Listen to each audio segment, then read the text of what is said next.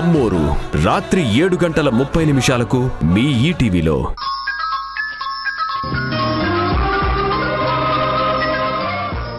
అలా ఉన్నావేంటి సింధు?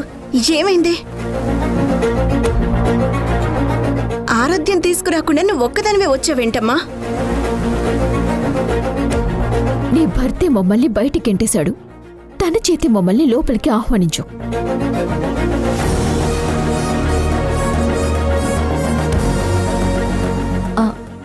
ఆరాధ్య వచ్చిందత్తయ్యా.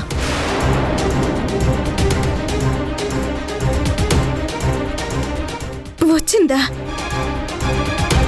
ఎక్కడా? బయట ఉందత్తయ్యా. ఇంట్లోకి రాకుండా బయట ఏం చేస్తుంది? యష్ ఒక్క నిమిషం. ఆరాధ్యతో పాటు వాళ్ళు కూడా వచ్చారు యష్. వాళ్ళంటే? మీ అన్నయ్య మధు.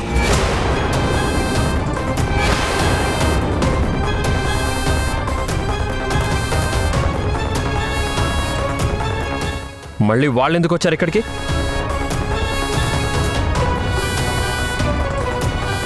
యష్ యష్ ఆగు. ఇప్పుడు వాళ్ళని ఏమీ అనద్దు. దయచేసి నా కోసం కంట్రోల్ చేసుకో.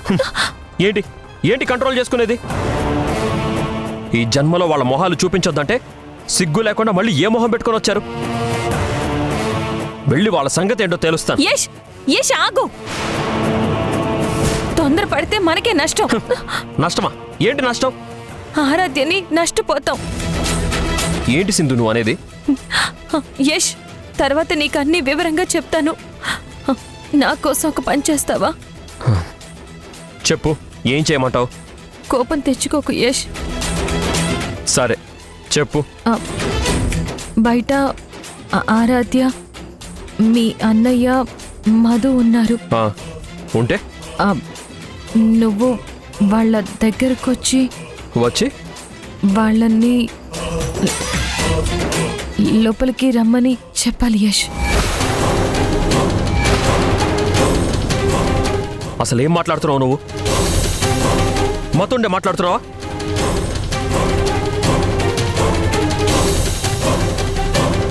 నేను వెళ్ళి ఆ దుర్మార్గుల్ని మళ్ళీ ఇంట్లోకి పిలవాలా?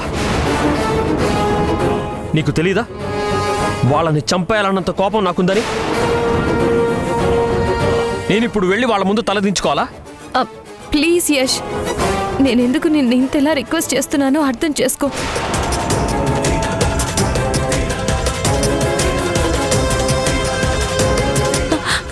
మన ఆరాధ్య మధు గుప్పెట్లో ఉంది. మధు ఏం చెప్తే అదే నిజమని గుడ్డిగా నమ్ముతుంది. ఆరాధ్య కోసమన్నా నువ్వు వాళ్ళ మీద కోపాన్ని పక్కన పెట్టాలి యష్. తప్పదు. నా ఈగోని చంపుకొని నా ప్రాజెక్ట్ని, నా కుటుంబాన్ని, నా వాళ్ళందరినీ, నానా కష్టాలు పెట్టి నా నీచుల్ని లోపలికి ఆహ్వానించాలా? కావాలంటే నీకోసం చావనైనా చేస్తాను సింధు. ఇది మాత్రం ఎప్పటికీ జరగదు. ప్లీజ్ యష్, నీకు చేతులెత్తి దండం పెడుతున్నాను. నువ్విప్పుడు వాళ్ళని లోపలికి పిలవకపోతే ఆరాధ్య భవిష్యత్తు అన్యాయం అయిపోతుంది. అసలు నువ్వెందుకు ఆరాధ్య గురించి ఇంతలా బాధపడుతున్నావు? ఎందుకంటే ఆరాధ్యని కన్న బిడ్డలా కంటికి రెప్పలా చూసుకుంటానని మా అక్కకి మాట ఇచ్చాను కాబట్టి.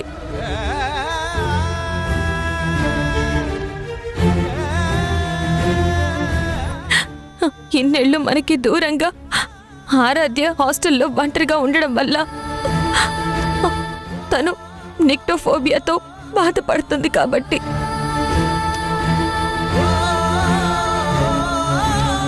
ఏం చెప్తున్నావు? అవును యష్, ఆరాధ్య మానసిక పరిస్థితి ఏం బాగోలేదు. చీకటిని చూసి భయపడుతోంది.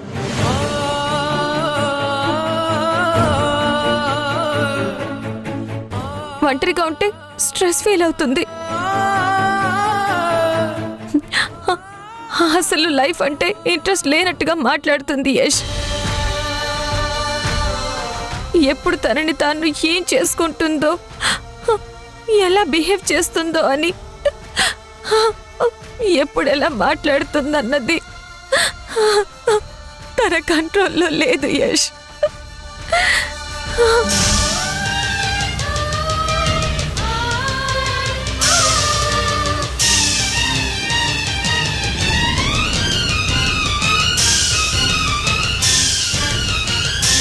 ఆరాధ్య విషయం గురించి నువ్వు జైల్లో ఉన్నప్పుడే చెప్దామనుకున్నాను. అసలే బాధలో ఉన్న నిన్ను ఆరాధ్య విషయం కూడా చెప్పి ఇంకా బాధ పెట్టడం ఇష్టం లేకే నీకు చెప్పలేదు యష్.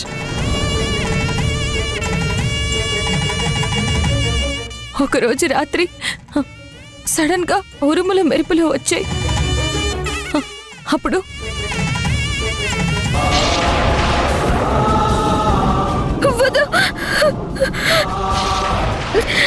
ఎవరది? ఆరాధ్య, ఆరాధ్య, అమ్మ ఆరాధ్య, నేనమ్మా మీ పిన్నిని. వద్దు, నా దగ్గరికి రావద్దు. ఆరాధ్య, నా మాట వినమ్మా.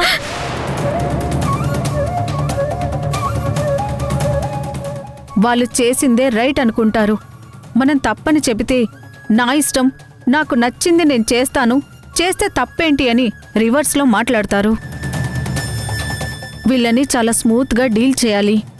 వాళ్ళ దారిలోకి మనం వెళ్ళి వాళ్ళని మన దారిలోకి తెచ్చుకోవాలి. అందుకే ఆరాధ్య గురించి ఇంతగా బాధపడుతున్నాను.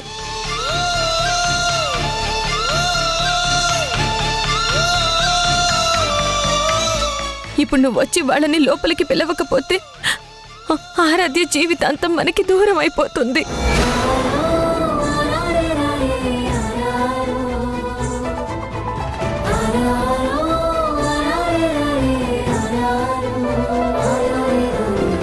అసలే ఆరాధ్య హెల్త్ కండిషన్ బాగోలేదు. దగ్గరుండి మనమే తనని కాపాడుకుంటూ మళ్ళీ నార్మల్ స్టేజ్కి తీసుకురావాలి. ఆరాధ్యని మధు దగ్గర వదిలేస్తే ఇంకా ఆరాధ్య మనకి దక్కదు యష్.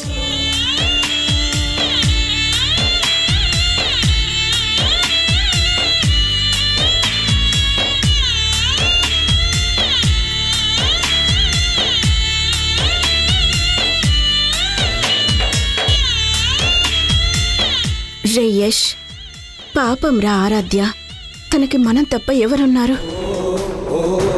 కన్న తండ్రి తేజ, వాడు కరెక్ట్గా ఉంటే తనిలా అయ్యేది కాదసలా.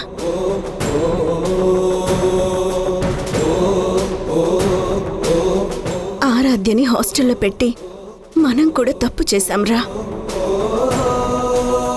ఆ తప్పు మనం సరిదిద్దుకోవాలి అంటే ఆరాధ్యని మనతో పాటే ఉంచుకొని తనని మళ్ళీ మామూలు మనిషిని చెయ్యాలరా.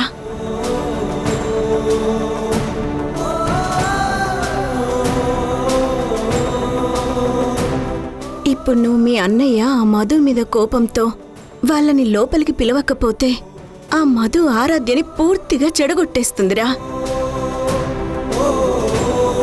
మన అనుకున్న మనిషిని కాపాడుకోవడం కోసం ఒక మెట్టు దిగినా పర్వాలేదురా. ప్లీజ్ యష్,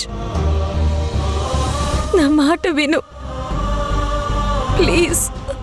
ఇప్పుడు నువ్వు పంతానికి పోయి రాకపోతే మనమే ఆరాధ్యకి అన్యాయం చేసిన వాళ్ళం అవుతాం. ఆయన ఇంటి దాకా వచ్చిన వాళ్ళు లోపలికి రావచ్చు కదా. ఏ నేనే వెళ్ళి పిలవాలా? ప్లీజ్ యష్, నా కోసం. ప్లీజ్ నాన్న, మా కోసం కూడా ఒప్పుకో నాన్న.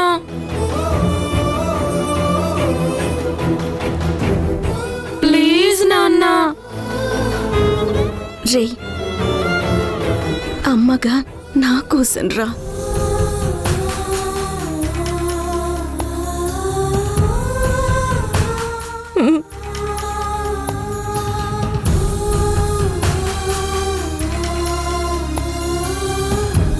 మధు ఇట్రా.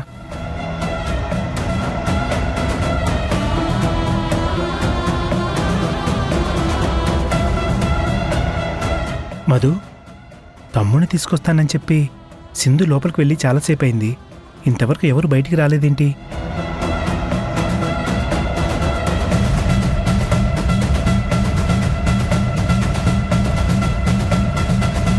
ఒకవేళ యష్ మన ఇంట్లోకి రావడానికి వీల్లేదు, మనల్ని బయట నుంచి బయటికే పొమ్మని చెప్తాడా ఏంటి? అసలే వాడు మొండోడు, అంత ఈజీగా మన విషయంలో బెండవుడు. అలా ఏం జరగదు తేజ. మన కోసం కాకపోయినా ఆరాధ్య కోసమైనా సింధు చచ్చినట్టు మీ తమ్ముణ్ణి ఒప్పించి తీసుకొస్తుంది. చూస్తూ ఉండు. అవసరం వాళ్ళది. సో తప్పకుండా మన ముందు తగ్గే తీరుతారు. ఆరాధ్య మనల్ని చూస్తుంది. వెళ్దాం పద.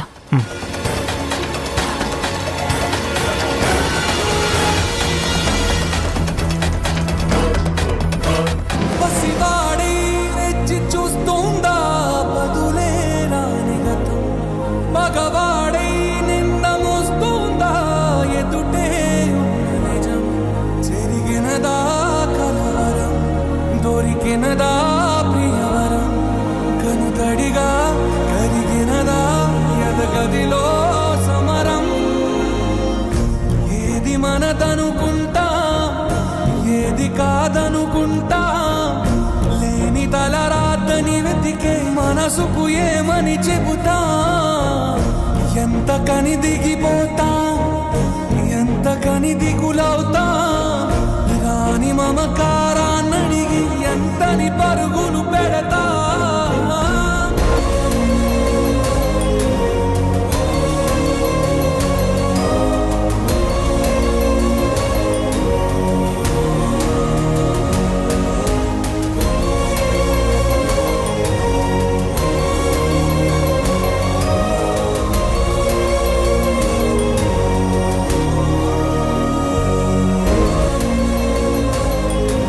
వీళ్ళని చాలా స్మూత్గా డీల్ చేయాలి. వాళ్ళ దారిలోకి మనం వెళ్ళి వాళ్ళని మన దారిలోకి తెచ్చుకోవాలి.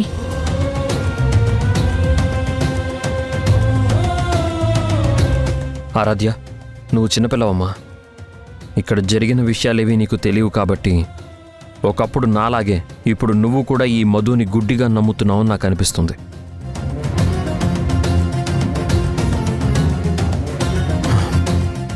జరిగింది వదిలేసే. నీకోసం, ముఖ్యంగా నా వాళ్ళ కోసం, నా శత్రువుల దగ్గర నేను తలదించాల్సిన పరిస్థితి వచ్చింది. లోపలికి రామ్మా. మరిది గారు,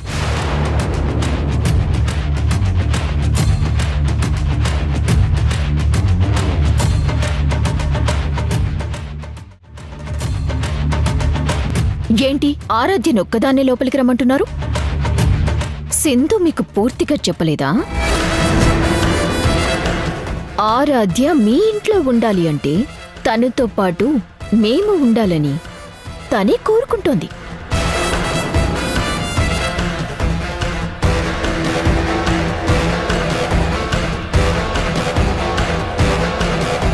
ఆరాధ్య నా కూతురు. మేము రాకుండా తను లోపలికి రాదు. అవును, నాతో పాటు మా అమ్మ వస్తేనే నేను వస్తాను.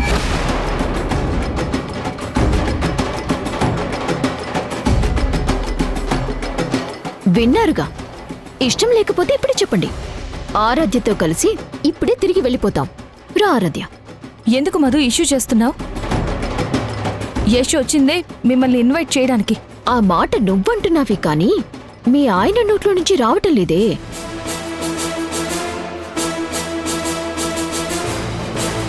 ఒక్క ఆరాధ్యనే రమ్మంటున్నాడు. మమ్మల్ని లోపలికి రమ్మని పిలువటం లేదు.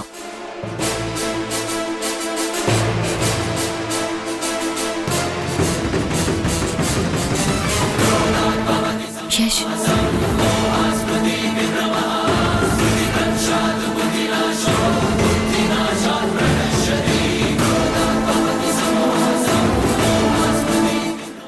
ఏంటి మరిది గారు ఇంకా ఆలోచిస్తున్నారు?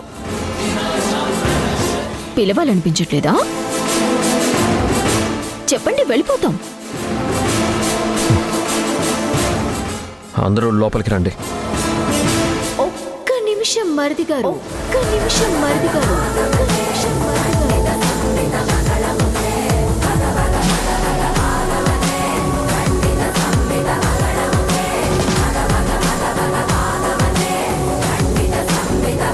అంత సింపుల్ గా పిలిస్తే లోపలికి ఎలా వస్తాం? ఏయ్, ఇంకెలా పిలవాలి? ఏంటి తేజ, అన్ని నేనే మాట్లాడుతున్నాను. ఇంటికి పెద్ద కొడుకువి, నువ్వే మాట్లాడవా? ఏం మాట్లాడాలి మధు? మనం ఇంట్లోకి వెళ్లే ముందు గుమ్మం దగ్గర మనకి హారతిచ్చి ఆహ్వానం పలకాలి కదా. మ్,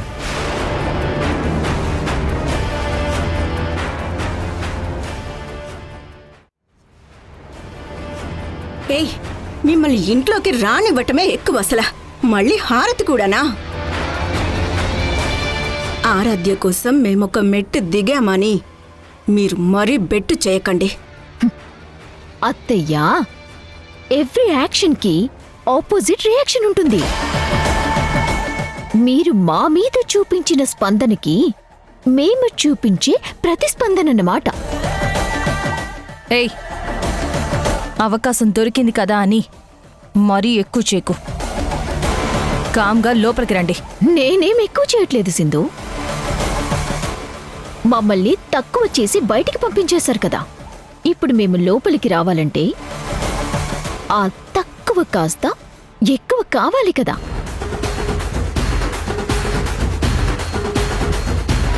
ఏంటల్లా చూస్తున్నారు? ఈ ఇంటి పెద్ద కోడలు పెద్ద కొడుకు తిరిగి వస్తే ఆ మాత్రం హారతిచ్చి దిష్టి తీసి లోపలికి తీసుకెళ్లరా?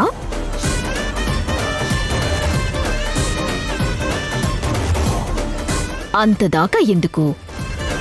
ఇన్ని రోజులు జైల్లో ఉండి బెయిల్ మీద తిరిగొచ్చిన నీ భర్తకి హారతి నీరాజనం పట్టి లోపలికి తీసుకెళ్లలేదా మీరు?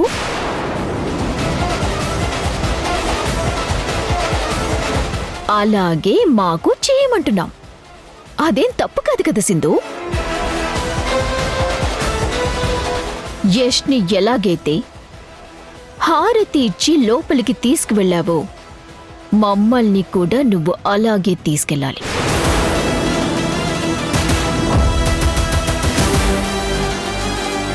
అప్పుడే మేము ఇంట్లో అడుగు పెడతాం.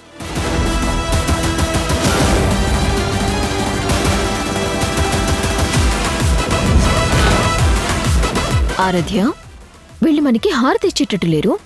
ఏం చేద్దామమ్మా? ఎందుకమ్మా వీళ్ళతో అనవసరమైన డిస్కషన్? వీళ్ళకి హారతి ఇవ్వడం అంతగా ఇష్టం లేకపోతే మనం ఎందుకు ఫోర్స్ చేయడం? మనం వెళ్ళిపోదాం పదండి. ఆరాధ్య, ఆగమ్మా. నేను హారతి ఇస్తానమ్మా, మీరు వెళ్ళకండి.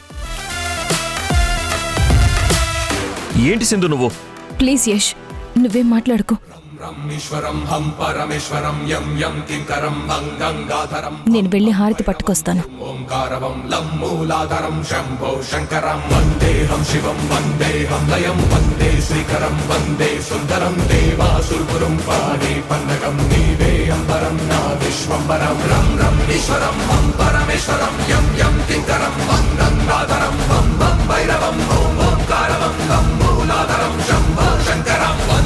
ఇప్పుడు లోపలికి వస్తారా? ఓ, నిరభ్యంతరంగా. పదమారాధ్య.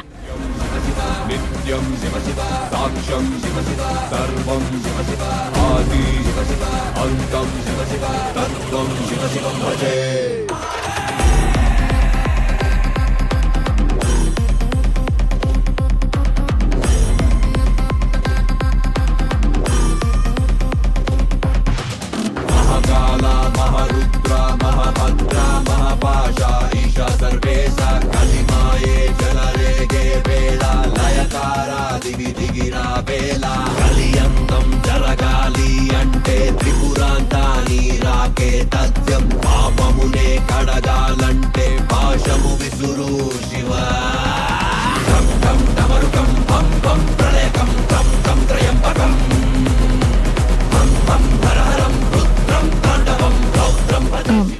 రామ్ ఆరాధ్య. అక్క నువ్వు ఎక్కడికి వెళ్ళొద్దు, నువ్వు మాతో పాటే ఉండాలి. మనం కలిసి ఉండాలక్క.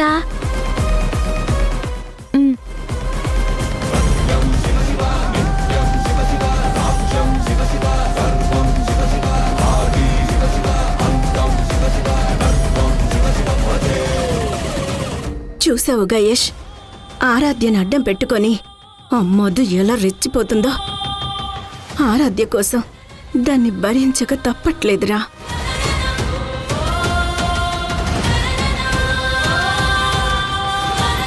మనమే ఆరాధ్యని అర్థం చేసుకుని తన మనసు మార్చాలి యష్.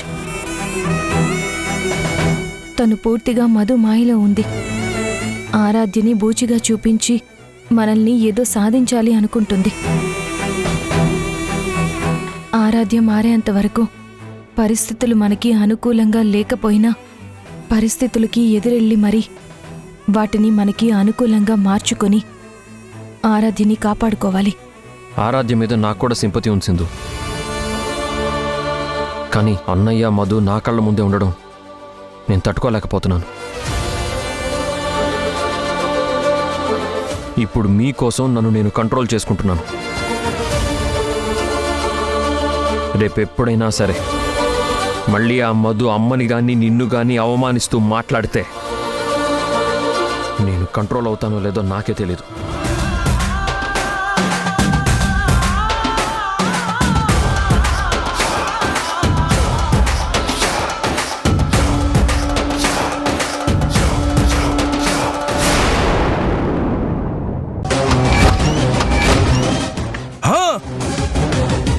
కదిలా ఉంటే కాల్చి పారేస్తాను.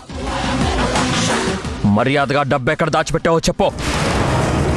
చెప్తావా లేకపోతే కాల్చి పారేనా? 3 అంకెలు లెక్క పెడతాను.